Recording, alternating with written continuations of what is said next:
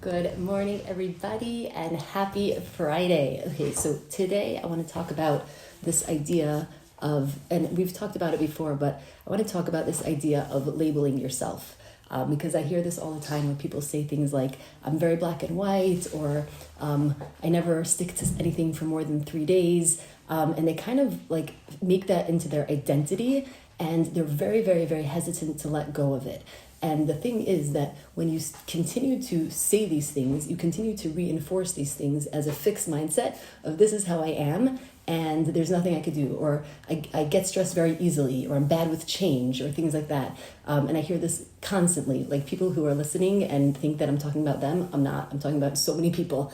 And so instead of, and so the way you shift into a mode where you're actually ready to change, is a little nuanced, because you don't want to say, I'm not black and white, because you are, right? And you don't, because you're not, right? And so what you want to kind of do is shift into an open mindset where you say, I'm learning to be less black and white, or I'm excited to find a way, I'm looking forward to finding a way to be more in the gray, or I'm noticing that I'm developing the skills to stay calm even when I'm anxious. And just by saying that out loud, if it, even if it's a tiny bit true, even if you're doing it a tiny bit better, and even if you're shifting just a little bit, right, and just reinforce that. Because what happens is that when we sort of fall into these same patterns of this is how I am, then we just look for evidence to support that, and we just allow ourselves to fail because here's, it's just the way I am. When we start reinforcing the new mindset of I'm so excited to become less black and white, or I'm noticing that I'm able to stay a drop calmer, or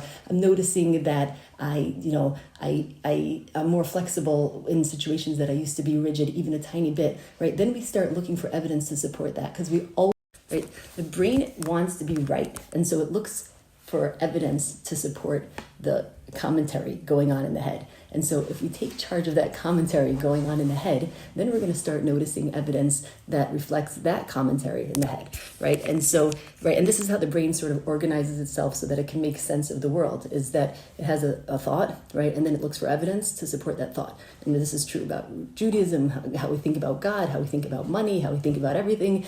And so once we start to shift that, but in a way that's emotionally honest and resonates, then we start looking for more and more evidence and opportunities and experiences to support that new way of thinking.